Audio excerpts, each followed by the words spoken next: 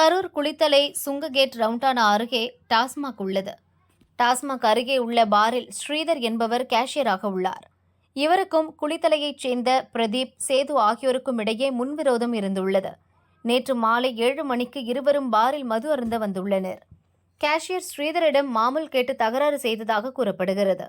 அப்போது இருதரப்புக்கும் இடையே வாக்குவாதம் முற்றியது. போதையில் இருந்த சேது, பிரதீப் சேர்ந்து ஸ்ரீதரை கண்மூடித்தனமாக தாக்கினர். மறைத்து வைத்திருந்த அரிவாளை எடுத்து அவரது தலை, கழுத்தில் வெட்டினர்.